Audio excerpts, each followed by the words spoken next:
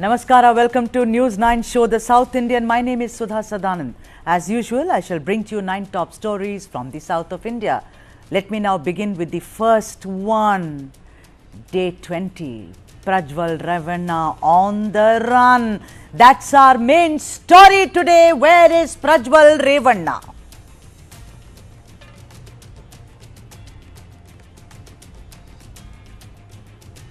So here it is, our top story today, day 20. Look at it, gentlemen and ladies, day 20. Where is Prajwal Revanna? Everyone is asking that question.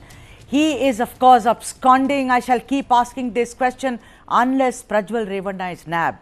On 26th April, when voting concluded in Hassan, this alleged sexual offender, Prajwal, flew off to Germany. They say he was in Munich and is sitting there despite a blue corner notice by the SIT, which was constituted by the Siddaramaiah government. As we all know, Prajwal's father, S.T. Revanna, former minister and Janata Dal secular MLA, was taken into custody and is now out on bail, but with some preconditions. We shall tell you what the preconditions are. I mean, it will come up on your screens as it were, but today our focus is actually squarely on how did Prajwal Revanna escape and remains at large. Who is to blame? Of course, there have been political accusations, and even RJD leader Tejasvi Yadav said, and I am quoting him here, our 2,500 sisters were exploited in Karnataka, said Tejasvi Yadav. Who is the one responsible for it? The alliance partner of the BJP. We came to know that he has escaped to Germany now. After he said it, the BJP in turn trained its guns on the ruling Congress government in Karnataka. And Amit Shah said you did not initiate any action until the elections in the Vokkalega belt were over. You did politics and allowed him, that is Prajwal Revanna, to escape. That is what the Home Minister of this country said. Let me now focus on who let Prajwal escape. The diplomatic passport that he held. There are several rules and regulations which is about a diplomatic passport, and let me now put this up on the screen for all of you as to what do you mean by a diplomatic passport.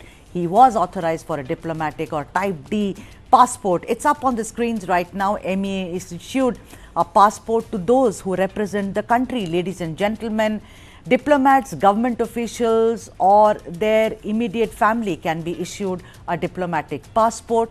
That is what the rule is. The diplomatic passport holders enjoy certain privileges and immunities, which is but of course the rule. Protection from arrest, detection and some legal proceedings abroad. That is also a privilege enjoyed. Visa-free entry to 34 nations including Germany. That's the mute point here. Short duration travel between 30 to 90 days under a diplomatic passport is yet another rule. 2011 bilateral agreement allows visa-free travel up to 90 days to Germany. Look at this, the man is still absconding, despite that political clearance mandatory for Germany. Type D passport barred from personal or commercial use. How did this man go there if it was not personal? It's barred. MPs required to apply for prior political clearance with the Ministry of External Affairs. So that's the entire diplomatic passport. If you hold this, that is the entire rule. Prajwal authorized for a diplomatic or type D passport, whether or not, that's what we are going to actually discuss it today in this main story of ours, because it's day 20 and Prajwal Revanna is still absconding. Of course, now let's listen in to what Siddaramaiah said about who let Prajwal flee. Listen in and I'll come back. ದೇಶಕ್ಕೆ ಹೋಗ್ಬೇಕಾದ್ರೆ ಯಾರು passport ಕೊಡೋರು? ಕೇಂದ್ರ ಸರ್ಕಾರ visa ಕೊಡೋರು ಯಾರು? ಇವ್ರು ಗೊತ್ತಿಲ್ಲ ಹುಟ್ಟೋದಲ್ಲ. ಎಲ್ಲ ಪ್ಲಾನ್ ಮಾಡಿ ಕಳಿಸ್ತಾರಂತೆ ಸರ್. ಎಲ್ಲ ಪ್ಲಾನ್ ಮಾಡಿ. ಹೌದು, ದೇವೇಗೌಡರೇ ಪ್ಲಾನ್ ಮಾಡಿ ಕಳಿಸಿದ್ರು ವಿದೇಶಕ್ಕೆ. ನಂಗೆ ಗೊತ್ತಿಲ್ಲ, ಇನ್ವೆಸ್ಟಿಗೇಷನ್ ಮಾಡ್ಲಿ. ಈಗ ನಾನೇ ಎಲ್ಲನೂ ಮುಂಚಿತವಾಗಿ ಹಿಂಗೆ ಆಗ್ಬೋದು ಹಂಗಾಗ್ಬೋದು ಅಂತ ಊಹೆ ಮಾಡೋಕ್ಕಾಗಲ್ಲ. ಸೊ ತನಿಖೆ ಮಾಡಲಿ. ನಾವು SIT ಮಾಡಿದ್ದೀವಿ. ನಾವು ರಾಜಕೀಯವಾಗಿ ಇಂಟರ್ಫಿಯರ್ ಆಗಕ್ಕೆ ಹೋಗಲ್ಲ.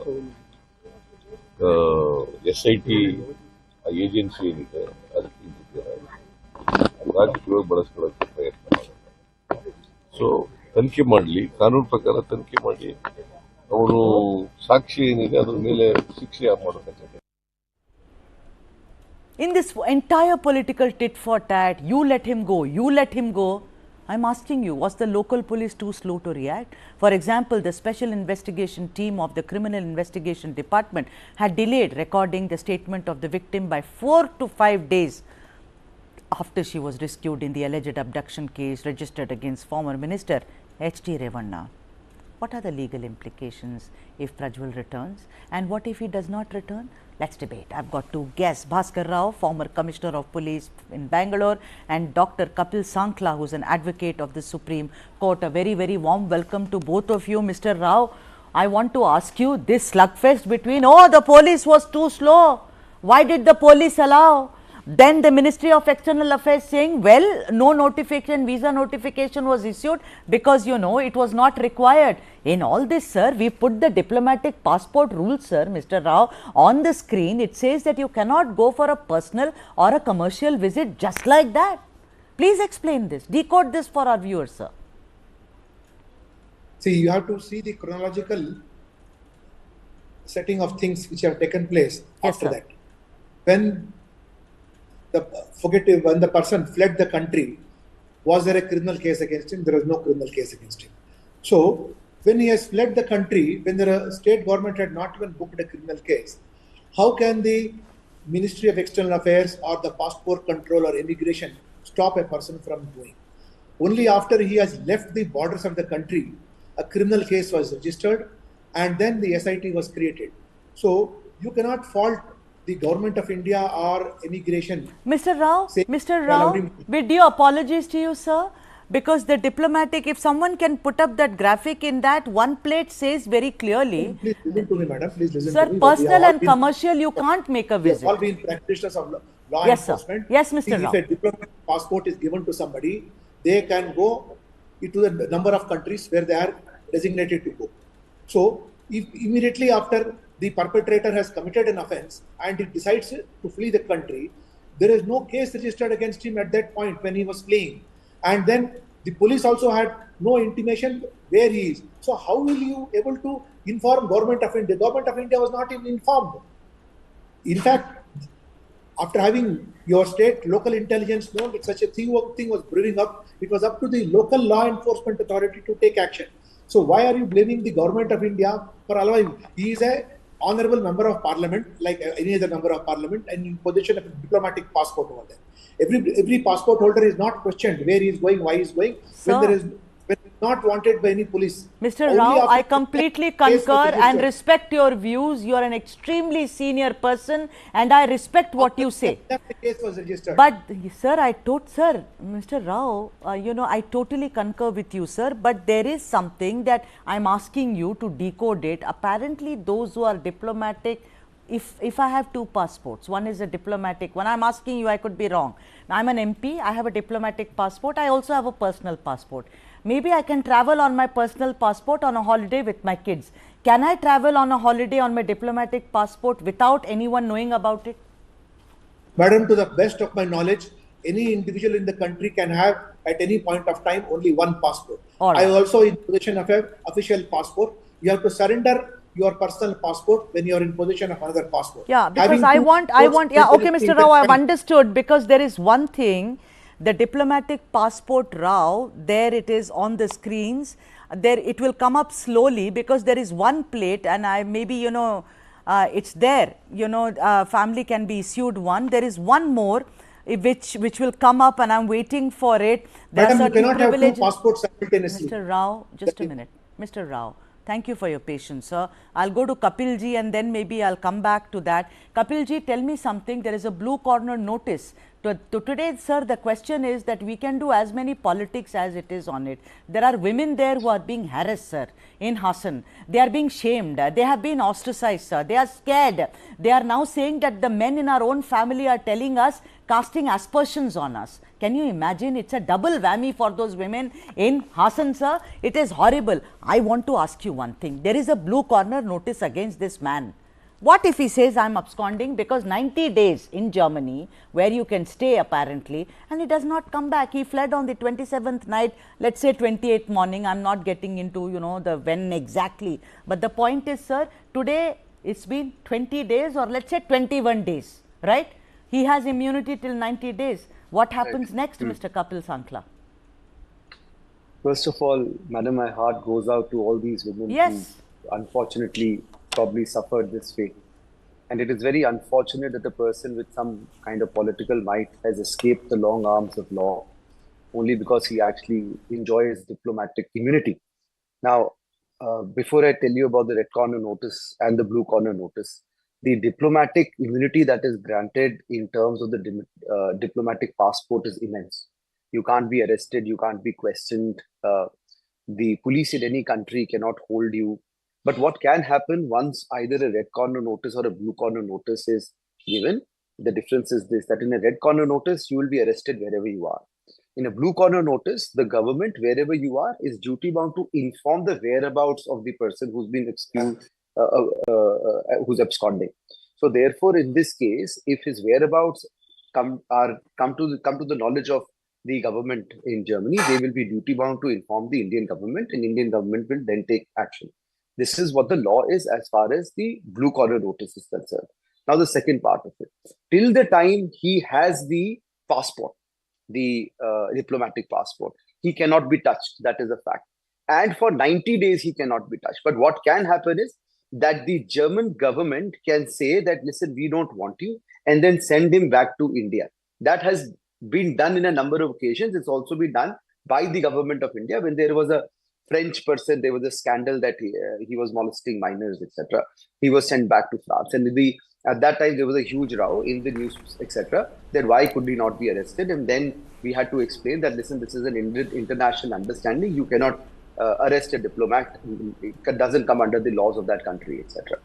So as far as this gentleman Ravanna is concerned, he does enjoy the diplomatic immunity from arrest. But that does not mean that he can stay very happily in Germany for days to come. But the onus is on Germany, right? Kapil ji, the onus is on Germany, yes, to see whether they say, listen, we don't want you. There are allegations of sexual abuse and violations against you. Please get back. I'm going to take a break. Please stay. Mr. Rao and Mr. Sankla, I'm going to take a break and I'm going to come back and once again try and decode why is Prajwal Revanna absconding? Where is he? Day 20. Stay with us.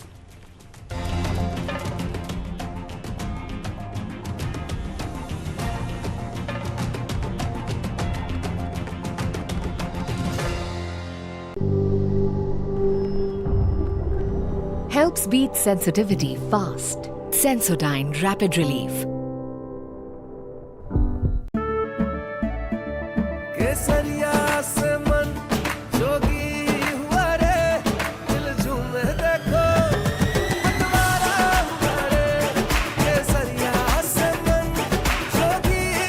हर पल मनाओ केसरी त्योहार विमल बोलो जुबान Kesari. How do you fulfill that promise? Because ultimately expectations have to be met. If you look at the political landscape, is it really changing for women? And what is the inability of the forces that dead bodies surface but not the living people? Start with the end in mind. You need to know where you want to reach. Every morning that we wake up, we are exercising our choice. The destiny is decided. The results are known that I'm going to win. Life of a goalkeeper is something which has always intrigued me. When you come into a stadium, this is the highest level of pressure. When I set out to do something, I decide in my mind that failure is not an option. What you feel very strongly about, those are the stories to tell. I have a mind which is absolutely restless. Mind and body are entangled sensations. That brings me back to golf. It's an amazing game. This is not a perfect game. You only learn from them. If you have a formula to a success, then you can replicate it. I feel this is my first step. I'm starting now. The winner is first born in the mind. I think, therefore I am. We are all about our mind. World premiere every Saturday on News9 Live at 9 p.m.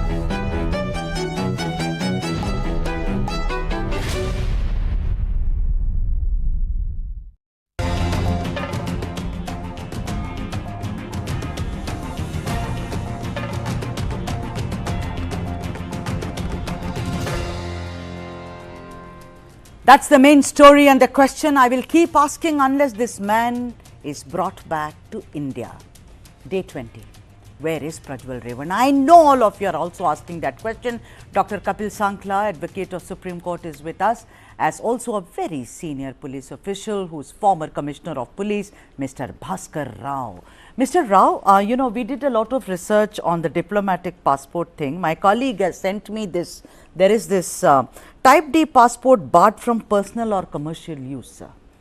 Now, what does this mean? Can you decode this in case? I mean, I know that you are a cop. I mean, you're not somebody who works in the visa or the, you know, customs department. But apparently, Type D passport is barred from personal or commercial use. What does that mean, sir? Probably they are not a part of delegation or something. Or you never know, the immigration authorities are the best judges of what kind of a passport to be allowed. As long as they have a valid passport, the immigration authorities, it's their decision. All right. Now, Mr. Rao, I will go slightly askance on this and ask you, because you're a cop and I know that cops never look at what is obvious. You only look at what is hidden from everyone, and that's why you're such super cops. Apparently, these alleged video clips were, you know, being distributed in and around Hassan for days together. It is only later when it snowballed into a big controversy. Apparently, many in the government knew about its existence. Many in the alliance partner BJP also knew about it. Do you think Prajwal Revanna used his political influence to slip away, Mr. Rao? Very simply. Well, these are all very conjectural questions and conjectural answers. Right. We have to get to what is the facts in front of us, because it is a criminal investigation, and that too, the fugitive happens to be a member of parliament. So what was there earlier, etc., is only guesswork and part of political gossip, but not of any investigation. So I will refrain from commenting on what is political gossip over there. I will only concentrate on what is the facts of the case. If he has fled from the country, it is not that he has gone away and he can do whatever he wants. Even if you have a diplomatic passport, nobody is above the law of the land. 20 days is quite a long time. After he has fled the country, an SIT has been created. All I say is that an SIT should be empowered. SIT should be empowered to communicate with Government of India, CBI and Interpol to secure the fugitive over there. If it has not been able to do it, or it is in the process of doing, it should complete investigation and submit an absconding charge sheet. After an absconding charge sheet is submitted, here in this case it is possible, because it is not a murder case, etc., where you have to collect a weapon, or 27 Evidence Act leads you to a place of crime, etc. Only 162, 161 and 164 statements and circumstantial evidence on the FSL, which they have already gone over there. I was reading several newspapers, Mr. Rao, the SIT. 1 second, man, let me complete. Yeah. Once the absconding charge sheet has been given, the court can be moved to declare him a proclaimed offender. Once he is a proclaimed offender, his property can be attached. So there are several ways in which the SIT can secure his presence as per the provisions of CRPC. Whether the government of the day has empowered it to do so much is a good question which the government can answer. But I'm surprised why the Honorable Home Minister of Karnataka has been saying that the SIT cannot go abroad. I can tell you two clear instances. Once, when I was Commissioner of Police, we secured a person from Senegal. Mr. Rao, hold that thought. Mr. Rao, I don't want the viewers to miss what you're going to say. Mr. Rao, I have to take a break. Mr. Rao, after the break, of course, I'll also go to the lawyer, Kapil. But then Mr. Rao is saying the SIT is wrong when it says it cannot go abroad. He will prove it just now. It can. Stay with us. Don't miss this.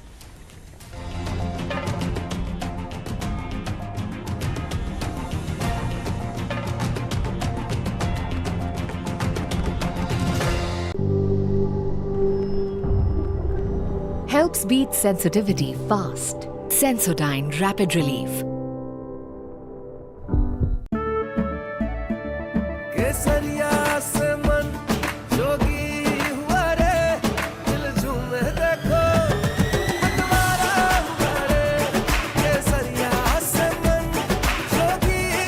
हर पल मनाओ केसरी त्योहार विमल बोलो जुबान Kesari.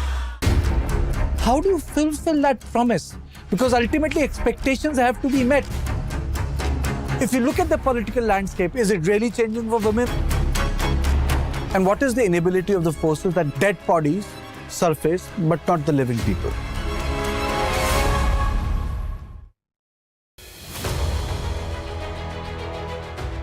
forever there are simultaneous election of parliament, assembly and municipality and panchayat. So that framework has to be given in the constitution. That amendment has been suggested.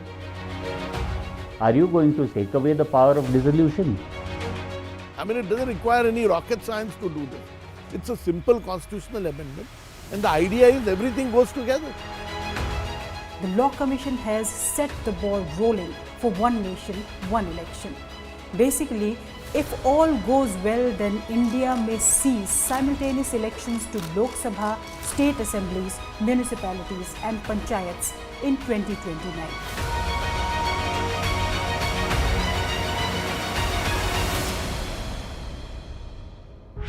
This and more. Streaming on News9 plus news is now content. Subscribe and get free vouchers.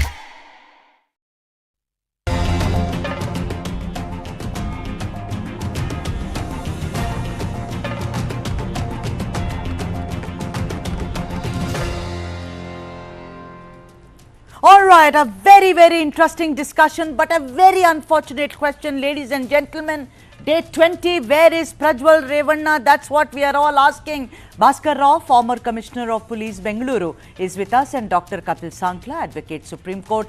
Before we took a break, Mr. Rao said the SIT is wrong when it says it cannot go abroad. Over to you, Mr. Rao. Yeah, see, we have had instances earlier when we had constituted special investigation team which went to Senegal as well as to Morocco, and we brought back fugitives like Bananjay Raja and Ravi Pujari. I had sent my additional joint commissioner after having taken all the permission from state government as well as government of India. So how do you say that the SIT is barred from going abroad? You have to empower. The SIT is an investigative organization, so it should be given due independence, due resources, and only the end result should be sought for. You cannot sit and dictate where you can go, where you cannot go, or what you should have or what you should not have. The purpose of having a SIT is to get the result of getting the fugitive back into the country. That's what I want to say. All right. Mr. Rao says, of course you can go. There are past precedents to do that. He's done it when he was in charge of this. Let me go to the lawyer, Dr. Kapil Sankla. Dr. Kapil Sankla, a major problem is being faced when it comes to registering the case, in the sense the women have refused to come forward. It is because of political fear, threats, etc. How does one deal with a case like this, sir? There are one or two cases, of course, where the woman has said clearly, allegedly, that, he exploited me sexually. But then, sir, according to a lot of women there in Karnataka, they say there are more than 2,000 cases. There could be one woman who's been repeatedly violated, sir. What happens in a case like this? I mean, if this man stays there for 90 days, you say, let me now announce that he's an absconder. तो ये तो रात गई बात गई वाली हो जाएगी ना. What about the punishment, sir? Little correction with respect, it's not Bharat Gay, it's Raat Gay, Baat Gay, but it's been very sweetly said. As far as the law is concerned, registration of FIR, there are three different routes by which FIR can be registered. The section is 156(3). The first is, of course, where somebody comes to the police and says, listen, I have seen a cognizable offense that has taken place, please register the FIR, which is in this case the victims or somebody who's viewed it. The victims have refused to come. The second is the police officer or any person who's aware of a cognizable offense having taken place can register the FIR, which is what should have been done in this case. An FIR can be registered suo moto, saying that it has come to our knowledge such and such cognizable offense has taken place. The third, very rare, is where on a 156(3), the judicial officer registers an FIR and directs the registration of FIR. So there are three different routes where the FIR can be registered. Here, the evidence is on the wall, facing us, looking at us and waiting for the police to register FIR. It can be registered. It should have been registered. Suo moto, cognizance should have been taken place. Investigation should take place. Now, the second point, SIT has been, is already there. SIT is already investigating. SIT is a very powerful body. I am in complete, I'm completely with the gentleman, and I completely agree that the SIT has to be empowered, because yes, there are past precedents where SIT has taken, has gone to foreign countries, etc., to bring somebody to investigate, to find evidence, etc., etc. There are many cases like that. Lastly, Section 10, subsection 3, if I'm not wrong, of the Passport Act says that where a cognizable offence is there, where the guilty has already, somebody has already been punished, his diplomatic passport can be cancelled. But interestingly, where an FIR is also registered and the FIR is serious in nature, then there is a discretion to also cancel the diplomatic. Not an absolute right, but a discretion. Where there is, at times, for safety purpose, they would say that judicial intervention is required. But that is not very difficult in this case because, as I said, the evidence is there. Yeah, right. And Kapilji, you and Mr. Rao, you're all experts, domain experts.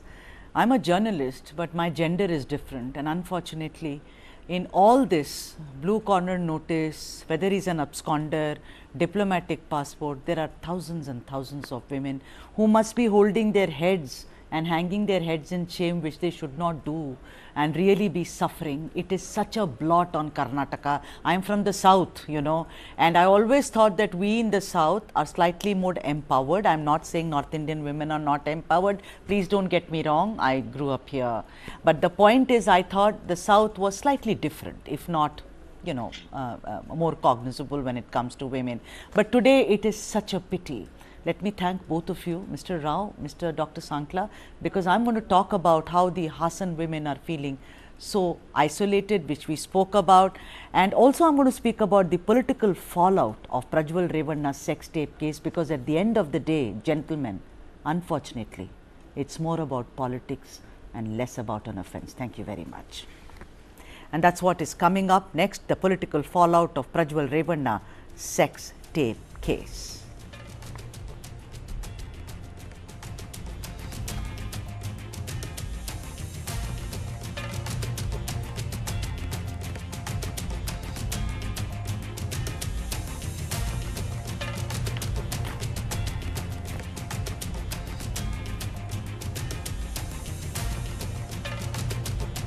That's what we are talking about. A whole segment on Prajwal Revanna. I did it yesterday. I'm doing it today, and I will keep asking, where is Prajwal Revanna? But of course, the BJP and the JDS are in alliance in Karnataka. They shook hands because of the Lok Sabha elections, and I'm talking about the political fallout of Prajwal Revanna case.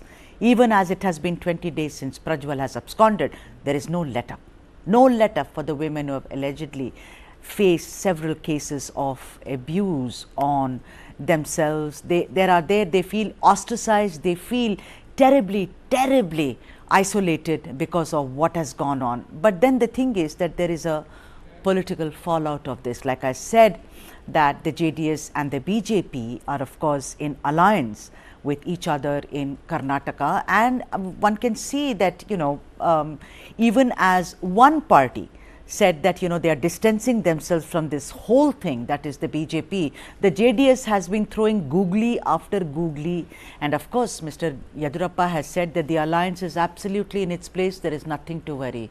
Is that right? Let me go to the guest. It's Shafiullah Sahib, who's spokesperson for the KPCC and former vice president of the JDS. He's joining us, and also Dr. Baswaraj Itnal, senior journalist, is with us. A very, very warm welcome to both of you. What a blot this is, Syed Shafiullah Sahib. My question to you is, you were in the JDS, and now I've spoken to you even earlier, sir, and now you are in the Congress party. And I remember when you left the party and you came over, and you were, it was very, very sad. The thing is, sir, everyone said that the BJP and the JDS, it's an unholy alliance in the first place, right? So do you think that the alliance is intact? Because even in the MLC election, we can see there are so many fights with, you know, Mr. Bhatt saying, I'm going independently, everyone crying horse. So please, you know, tell our viewers about what is this political marriage of convenience which is there?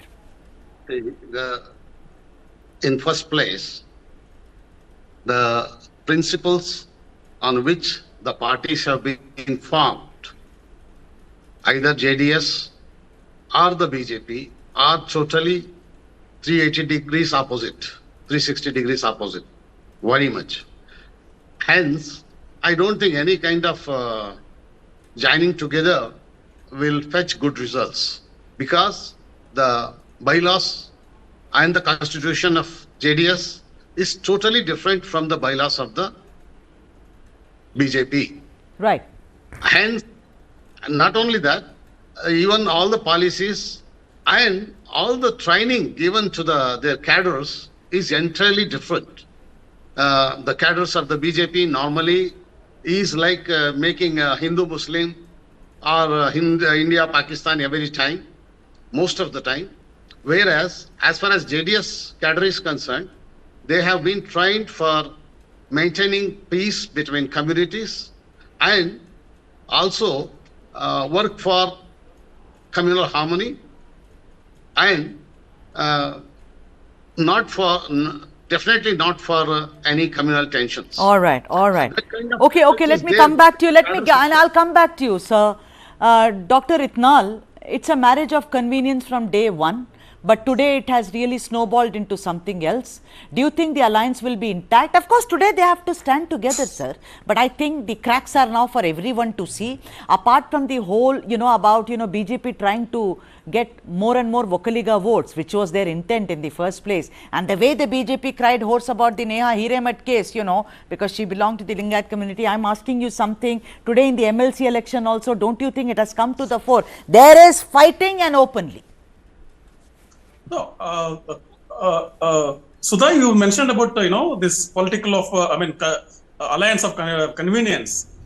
There is a saying in politics, you must have heard that. It says that politics makes strange bedfellows, and this cannot be stranger than this. JDS BJP at this point in time, nothing can be stranger than this. Number one. Number two, what has happened is when they entered into an alliance, there was certain political calculation behind it.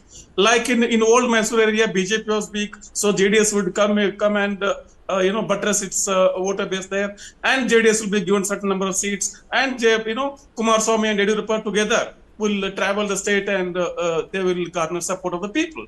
That was a calculation. But the moment this Prajwal Revanna tapes came out, everything went haywire. Right. Now, for doing nothing, Prime Minister has to explain this. Why should the Prime Minister explain Prajwal Revanna's sexual misconduct? And where is Prajwal Revanna? Yes. So that has put BJP totally on the back foot, and BJP feels it. That's why they probably, it's my reading, that probably BJP leaders have prevailed on Kumaraswamy that he should defend this. He should be leading the defense. So even when Kumaraswamy says that this is not connected to me, my family is different, his family is different, but still he ends up defending it. Yeah, so that's right. this is clearly very ugly. Very ugly, and I think that this will have, you're right, but no one is going to give any explanations because Dr. Itnal, you said it beautifully, politics makes for strange bedfellows. Syed Shafiullah Saab, you were with the JDS earlier. Do you think this family which has now come up with these ugly things, do you think it existed when you were there? Was it hidden under the carpet all along? Is it because the BJP is now saying, well, it happened earlier, it's happened again, why should we make a hue and cry about it? Well, I don't think it's so nice thing to tell that it's happened earlier and it's happened again and all those things, because there are victims who are raising their voices and they should be dispensed with the justice. And we, the people of India and the whole judiciary and the prosecution, all three are responsible for dispensing justice to the victims, no matter who, whether they are our daughters, our sisters, or any other woman. All women, I don't think any man is born without a woman. And definitely sir ये बड़ी idealistic बातें आप कर रहे हैं और बहुत अच्छी बातें हैं, लेकिन राजनीति में, पॉलिटिक्स में चीज़ें अलग तरीके से होती हैं, जैसे आपको मालूम है सर. मैं आपसे यही सवाल कर रही हूँ जो डॉक्टर इत्नाल ने बड़ी खूबसूरती से explained it. I am asking you, this alliance, will it hold, sir, and for how long? It's hanging by a thin thread is what I feel. See, let me take you to the days when Kumarana and his son and others went to meet our Prime Minister Narendra Modi ji and Amit Shah. On the same day, most of the JDS cadres have come out. I am also one amongst them. I tendered my resignation the very next day when they arrived at Bangalore, both to my National Executive Committee membership and to my senior vice presidentship. Likewise, there are hundreds and thousands are there who were earlier party workers who want to come out from the party only because the party has joined hands with the party heads have joined, not whole party has not joined. And the whole cadres and office bearers of the party are very, very, very unhappy. You are calling it marriage, but I tell it's not a marriage, it's just an adjustment. Right. With So adjust madi is It's the not at all entire marriage. thing. In Kannada you say no, solpa adjust madi. Please adjust a little. That's what is going on in this language. And you know, that's what I... and Swalpa adjust from both the madi. sides, Yes, from I both know. the sides. Yeah. So Dr. Itnal, you know, now Mr. Yedurappa has come out and said that, listen, there is no problem between the alliance. There are no political compulsions. We have suspended Prajwal Revanna. We are awaiting his return, and SIT law will take its own course, etc., etc. But a party which has such a high moral ground about everything, do you think that they are only waiting for the elections, and after that it's going to be you go your way and I will go mine? You have to unmute yourself, doctor. Hello. Yeah, I can hear you now. Go on. So, how can any political party adjust with this? This is unimaginable, dirt, And Prajwal Revanna has only worsened his case by, fleeing the country. He has simply worsened his case, and whether he wins this parliament elections or not, he is going to be an embarrassment. So post the elections, see, already we all know, even the school children know, that who is dispensable for whom.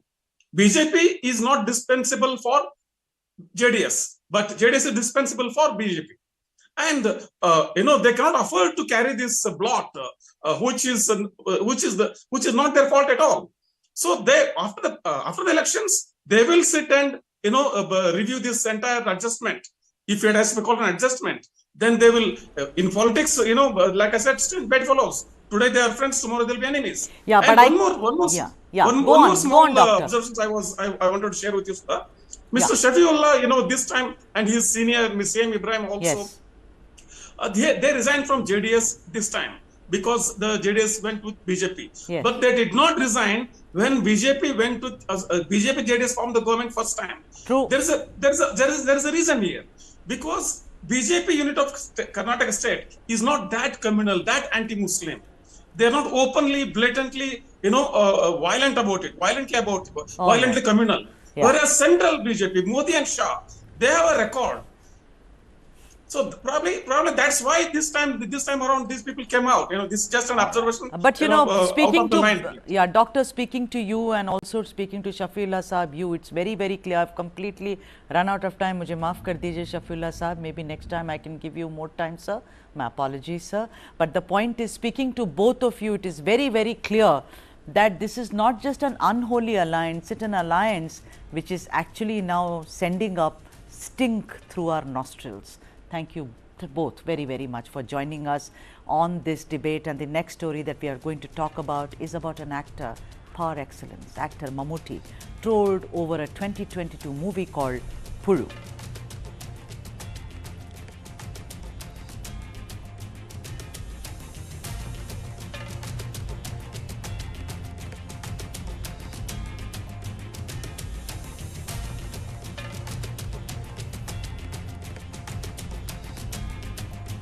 That's the story. One of my favorite actors, Mamuka, as he's called, actor Mammootty.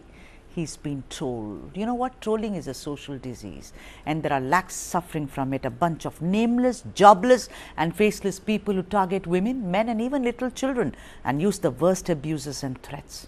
Are there laws for this? Yes, of course, there are cyber laws. But does it give you immediate protection? I doubt. The latest to be trolled is a man who's one of the best actors in the country, Mammootty. The reason is a 2022 movie, a relative of the director who made the 2022 movie titled Puzhu, and most importantly, the actor's original name, which is Mohammad Kutti. Yes, ladies and gentlemen, his name is Mohammad Kutti, but he's called Mammootty.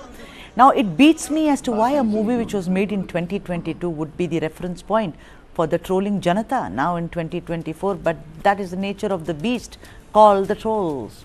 The movie Puzhu, the word means worm in Malayalam, is about the caste prejudice of an upper caste police officer who objects to his sister's love marriage to a person from a lower caste. The man who played the cop and brother was, of course, Mammootty. A controversy erupted after Sharshad Baniyandi, who's the husband of P.T. Rathina, director of the movie Puzhu, told an online media channel a few days back that the movie had insulted the upper caste community. Now I wonder if there is a dispute between the couple, which is the husband used to target Mammootty. Sharshad also questioned Mammootty's intent in accepting the project while alleging that one of the script writers, that is Harshad, one of the script writers of the movie Puzhu, was an extreme Islamist. Look at it, you know, the kind of khichdi that is being made. I think the statement in itself is very silly and very immature and doesn't behove of Kerala, which is known to make one of the best films in the country. To insinuate that Mammootty played the role of a cop because of a religious bias is beyond ridiculous. As always, many politicians jumped into this story. The ruling front and opposition defended the actor and accused the Sangha Parivar of seeking to inject the poison of sectarian politics into the Kerala film industry. General Education Minister V. Sivangutti even posted a picture of himself with Mr. Mammootty and hailed the 3-time national award winner as Kerala's pride. Look at it, how politicians can jump into anything.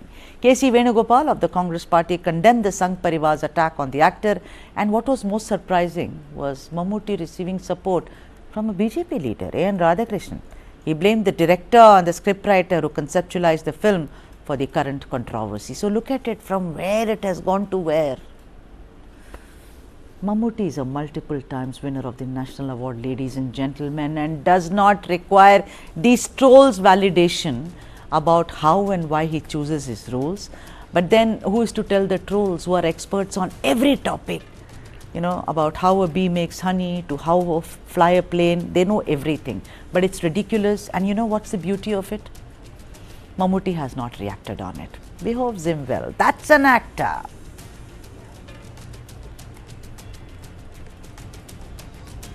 That's Mammootty for you on your screens right now. A great actor, national award thrice, and a man who's worked in multiple languages, Tamil, Telugu and also Hindi. I'm taking a break right now, but when I come back, then it's about another actor. Suchitra, who's a singer, accuses Kamal Haasan of serving cocaine at his parties. My God.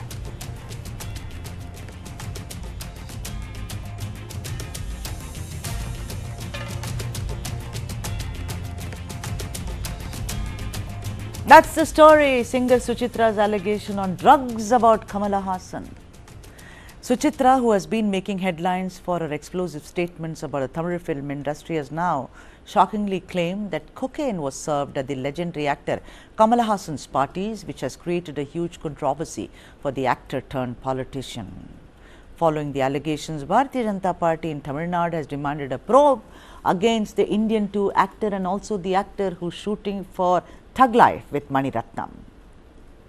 In an interview with the weekly Tamil magazine Kumudam, Suchitra, who's actually a singer, she's also a dubbing artist and also a very well-known radio jockey in Chennai, alleged that cocaine was served during the birthday parties hosted by Kamal Haasan.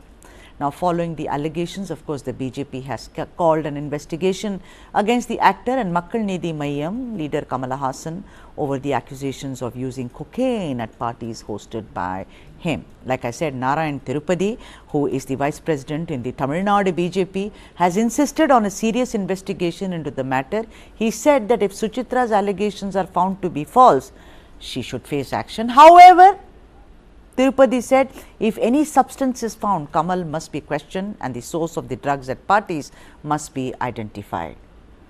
This allegation assumes some political significance despite the fact that Suchitra is apparently prone to make provocative statements because of the alleged association of former DMK party's NRI functionary Jafar Sadiq, who's also a film producer. So the internet is full of it, how Jafar Sadiq, of course he was with the DMK, he was a film producer and also has allegations of running a drug cartel.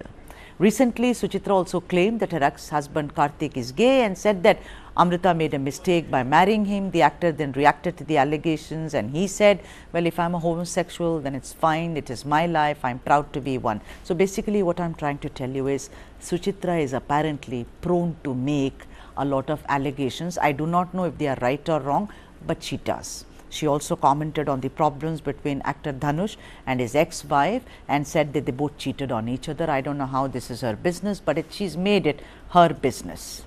Let me tell you this, I know it for a fact.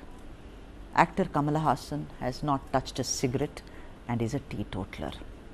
But then you may turn around and say that does not mean anything if the allegations prove to be true.